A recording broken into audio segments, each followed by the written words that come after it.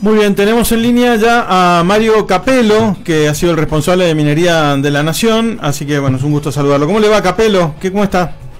Hola, Gabriel, ¿cómo te va? Bueno, un placer. Muy bien, y me sumo a los saludos. Bueno, los deseos de éxito. Muchas gracias, muchas gracias. Realmente algún día lo tendremos por acá, me imagino, en los nuevos estudios de Radio Post, ¿no? Cuando esté por Mendoza. Bueno, queríamos evaluar con usted, que es un experto en el tema minero y ha sido responsable a nivel nacional del tema, ¿cómo ve este nuevo posicionamiento que tiene Mendoza? Usted ha sido muy crítico, con razón, agrego yo, de la posición que ha tenido Mendoza en los últimos años, medio miedosa, asustada con encarar el desarrollo minero, y finalmente parece ser que se consiguió lo que los antimineros le llaman la licencia social. No consiguieron fuerza para protestar, los líderes se escondieron, los líderes antimineros, y el desarrollo de este Congreso de Minería Sostenible fue realmente un lujo para nosotros. ¿Usted lo puede evaluar desde su punto de vista crítico o como le parezca? Bueno, primero que veo este proceso, un proceso de cambio extraordinario a partir de la decisión del gobernador, de Alfredo Cornejo, y vemos Mendoza con mucho entusiasmo, porque no es falso esto de que sea un evento deportivo, ¿no? Sea un San Martín de Tucumán, San Martín de San Juan, Gimnasia de Esgrima de Mendoza. No. Este es el desarrollo del país, el desarrollo de la región, el desarrollo de Cuyo, y fundamentalmente tiene que ver con algo que nos ponía muy mal a nosotros, que habíamos estudiado la actividad, que es una actividad que se hace en todo el mundo, que ustedes miran del otro lado de Mendoza y ven la fuerte producción minera en toda la zona de los Andes, la vitivinicultura aguas abajo de la minería. ¿Y por qué tanta maldad, no? Porque en definitiva esto ha sido maldad. Hay personajes ahí en Mendoza que se paraban como defendiendo la provincia, que eran políticos muy importantes, algunos incluso de la Universidad de Cuyo. Entonces la gente escucha a un profesional diciendo, y la verdad que de una maldad, de una crueldad extraordinaria, porque lo que estaba en juego era un trabajo más. La minería no va a salvar a toda una provincia, pero sí a una buena parte de esa provincia, los que hemos sido bendecidos en el oeste argentino con riqueza mineral, le da la oportunidad de tener un trabajo único, de tener su vida ligada ahí, 30, 40 años ligado a los desarrollos mineros, de una muy buena vida para ellos y para sus hijos. Entonces, ¿por qué haberse negado de una forma muy brutal? Que como bien apuntás, Gabriel, hemos sido muy críticos, y vemos esto con entusiasmo, porque hay un avance extraordinario en el cambio de mentalidad de la provincia. Creo que esto es lo más importante, y yo quiero destacar también, que me parece que por ahí viene la mano. Nosotros en San Juan, yo fui legislador, muy jovencito allá, cuando se desarrolló toda la minería. Yo soy autor de la ley de regalías mineras, del IPEN, de algunas reformas que se hicieron al respecto.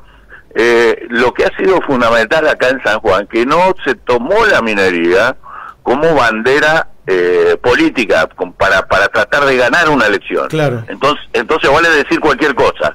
Esto de que esté el intendente de Malargüe, Celso Jaque, digamos, apoyando las políticas del gobernador, y seguramente los gobernadores que vendrán, ¿no? Porque estos proyectos, cuando hablamos de cobre, que hablamos de 30 años, y pasarán 8, 10, 12 periodos gubernamentales. Entonces, tener conciencia de eso y no hacer política de algo que tiene que ver con el trabajo de los mendocinos, con los empresarios mendocinos que se van a parar, que se van a desarrollar, que van a dar más trabajo, me parece que es muy importante. Capello, buen día, Hernán lo saluda. Ahora, en este cambio, le pregunto por San Juan, y acá el gobernador habló y mucho de la necesidad de que también aumenten los ingresos, de que hay otra posibilidad en cuanto a desarrollo económico. ¿Cuánto aumentó en San Juan, por ejemplo, el salario promedio? Porque acá en Mendoza da la sensación de que nos quedamos bastante con las actividades económicas que tenemos, como el turismo, la vitivinicultura. Es como que ya explotaron y tocaron un techo, y bueno, se necesita desarrollar otras actividades, ¿no? Claro, vos si después me das una dirección de correo, yo te voy a mandar información.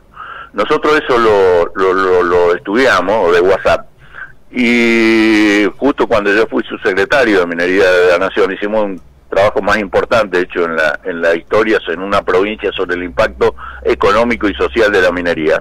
Usted fíjese que la construcción de Veladero empezó en el 2014, y desde el 2015 al 2016, mientras San Juan, que siempre había estado ahí siguiendo el Producto Bruto Interno, ¿no? El crecimiento del Producto Bruto Geográfico de San Juan, sí, era igual un poquito más bajo del Producto Bruto Interno de la Argentina. Entre el 2005 y el 2016, mientras la economía aumentó el PBI de la Argentina el 49%, el PBG de San Juan aumentó el 146%. Fue la provincia por lejos que más aumentó el PBG. Entonces eso nos da una idea, porque además no solo aumentó por la minería, porque empiezan a desarrollarse otros sectores, los sectores de los servicios. Por ejemplo, los proveedores, la ganancia de los proveedores la vuelven a reinvertir en Mendoza y en otras actividades, como el turismo, como la agricultura, como es en cualquier lugar del mundo, como ha sido acá en San Juan. Yo les voy a mandar para que ustedes tengan esa información, para que vean y pueden, digo, no con un sentido de venganza, pero con un sentido de verdad, señalar a todos aquellos que han impedido que esto ocurra en Mendoza. Y esto se mide en pobreza, esto se mide en gente pobre, en gente que no pudieron y vivieron y murieron en la pobreza, pudiendo tener una alternativa. Entonces, esto es lo que estaba en juego. Y yo me alegro muchísimo que la gente empiece a darse cuenta a esas barbaridades que decían respecto de la contaminación, respecto del agua, todo eso que no ocurre en ningún lugar del mundo, que se den cuenta los mendocinos, porque es un paso fundamental para empezar a resolver, como vos decís, actividades que han alcanzado un techo, pero hay otra que no arrancó, y esa que no arrancó le va a poner el techo más alto al resto de las actividades. Capelo, le consulto por esto que nos hemos enterado, que el gobernador Alfredo Cornejo va a viajar a la Semana de las Materias Primas en Bruselas, en Bélgica, que arranca la semana que viene.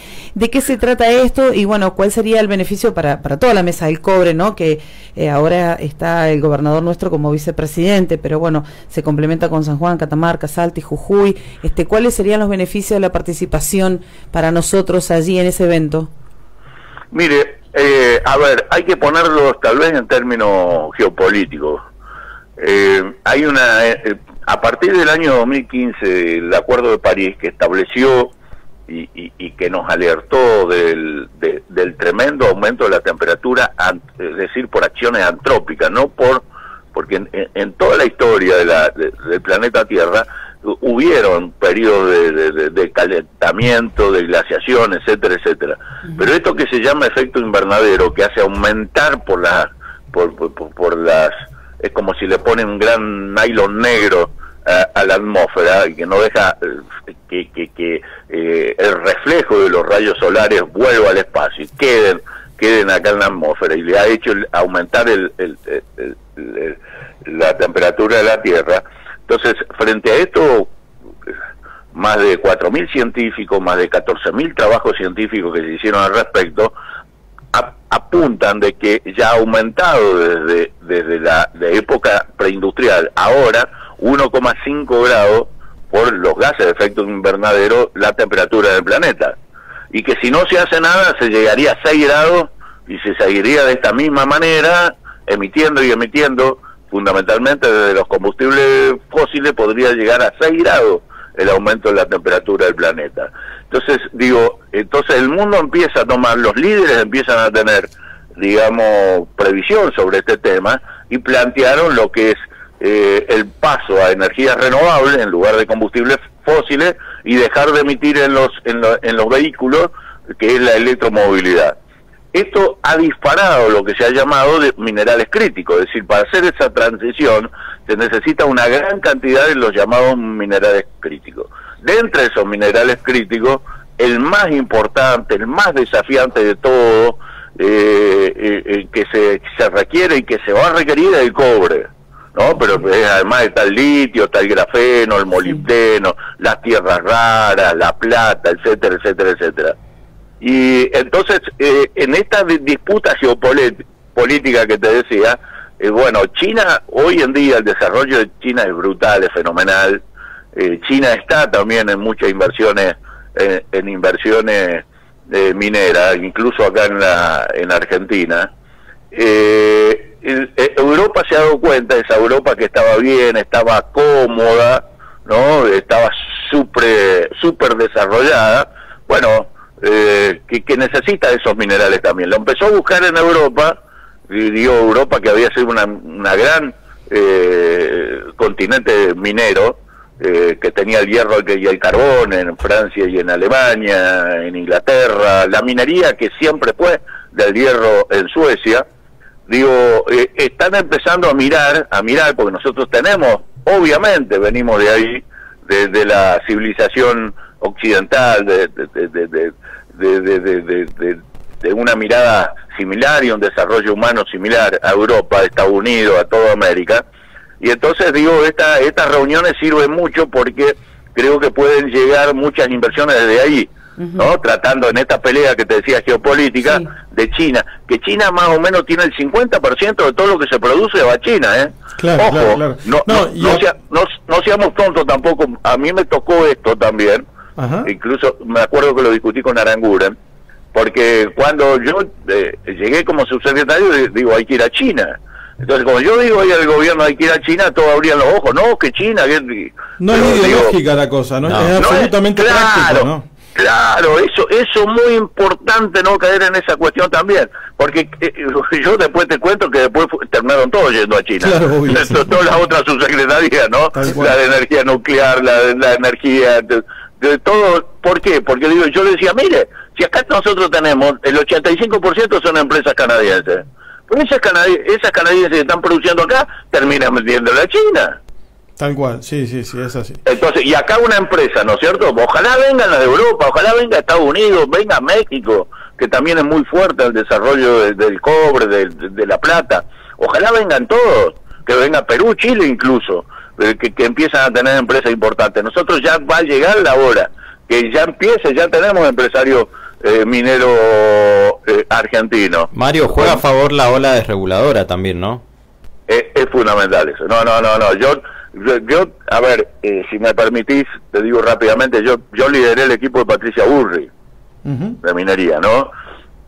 Y nosotros, todo lo que nosotros, que yo personalmente lo acordé con Luciano Laspina, como se hablaba que si Patricia era presidente, Luciano podía ser el ministro de Economía, así que todo ese plan que armamos, bueno, precisamente está buena parte de las medidas tributarias, yo diría todas las medidas tributarias están en el RIGI, ¿no?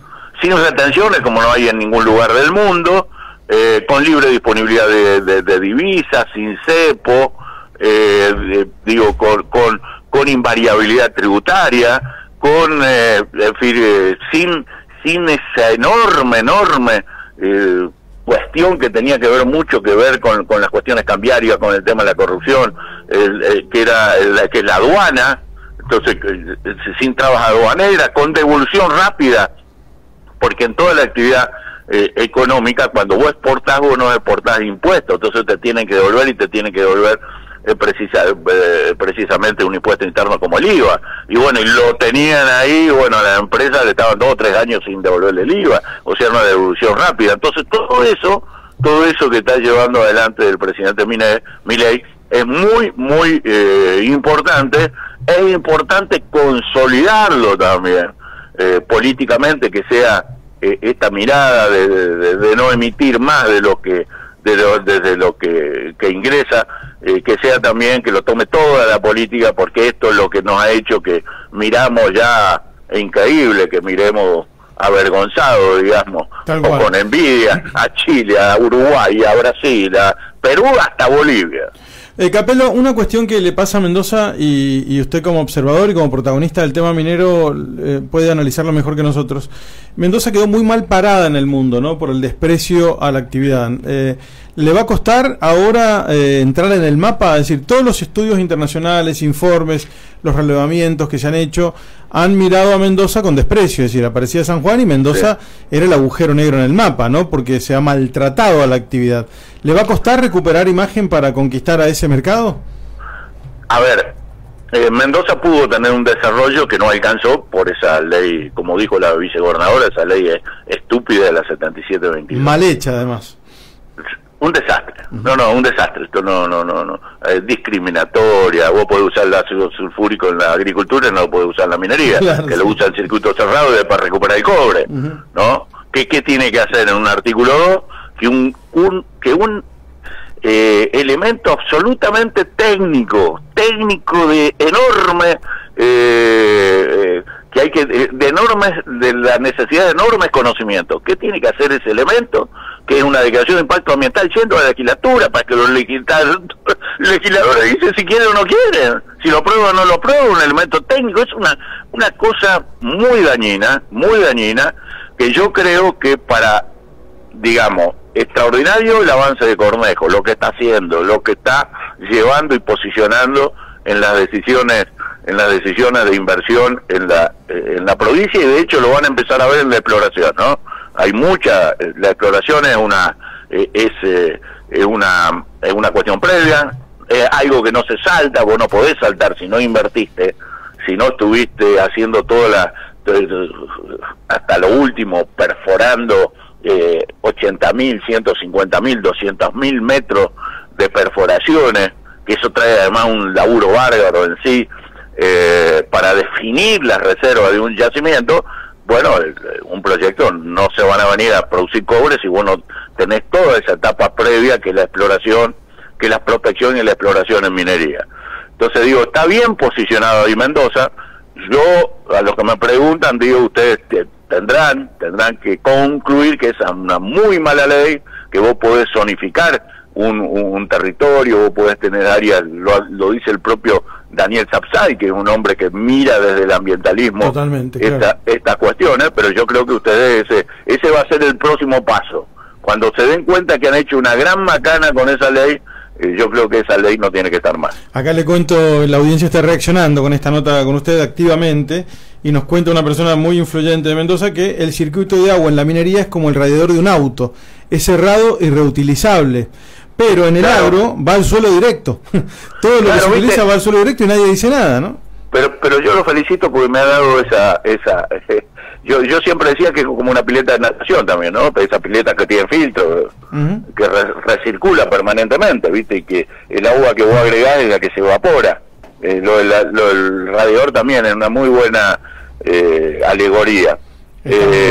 Sí, yo digo, por eso cuando vos ves que hablan preocupados por el consumo del agua, que la minería, que ocupa muy poca agua, como dice el señor, es como un radiador, y te digo, vos lo que uno estás agregando agua que se evapora al proceso, por eso ocupa tan poca agua, pero no había espacio para decirlo, no había espacio para decirlo, y los que impulsaban esto, como aquel famoso intendente que alguna vez va a tener que ser recordado, pero no de la manera que él piensa que puede llegar a ser recordado, de las barbaridades y las cosas que decía, y iba todo un sector que ahora ha cambiado, visto que ese sector ha cambiado, se ha dado cuenta que la minería no es enemiga, sino que Mendoza necesita también un sector minero fuerte.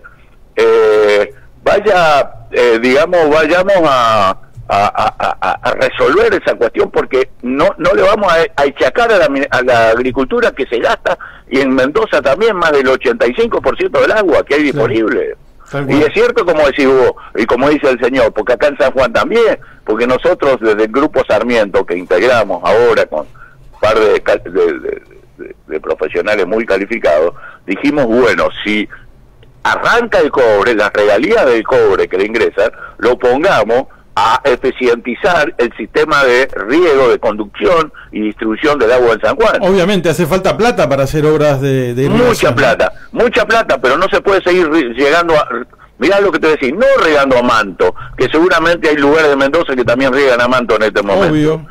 Y si no, ni siquiera con los bordos, Beto, llenar los bordos. Digo, el agua en la agricultura, como en cualquier otro lado, hay que dar la que necesita, nada más, porque si no, él la está derrochando. Entonces vos, que por cuestiones históricas, porque no hubo la plata, porque no lo pudiste transformar, porque no pudiste ser Israel, para ponerlo, hay muchos países, no solo Israel, que tienen estos sistemas, bueno, no te la agarré con otro, que ocupa muchísimo menos agua que vos, porque cuando decís estas mentiras, cuando asustás a la gente, cuando generás un clima que generaron estos personajes, como este intendente, a veces diputado, senador, no sé lo que es, bueno, haces que una provincia se atrase, pero no solo que se atrase una provincia, sino que muchos otros seres humanos, seguramente este señor no tiene este problema, un par de que yo conozco, de un geógrafo y una ingeniera de química,